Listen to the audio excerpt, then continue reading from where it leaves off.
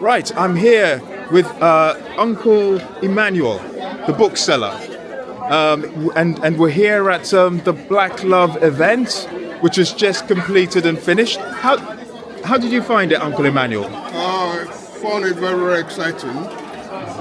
In the first place, Andrew Muhammad, who I haven't seen for some time, was here. Yeah. And meeting old friends and also interacting with people of like minds made it a very, very special moment. And I really, really enjoyed the talks by all the presenters.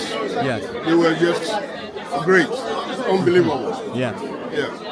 And, Robin coursed some stairs with his new lecture called Cloning Tyrone.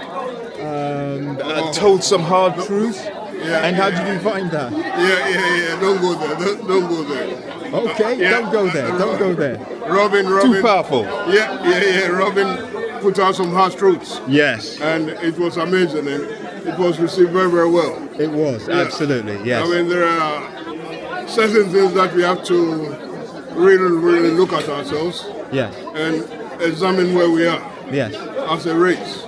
And it's important that we address very, very important issues to do with the family. Yes. Real, friends.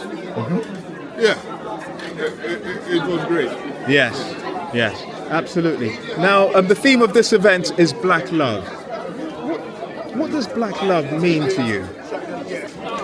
But Black love is self-love. Yes. To me. And as Black people, we are humanity. Yes. We were the first people on the earth. So what we have to do is to ensure that we express love in a particular way, which is not necessarily the love of other races. Because as people of African descent, our system of love is different. And so, to me, Black love is a fulfillment of a purpose in life. Yes. Yeah, thank you.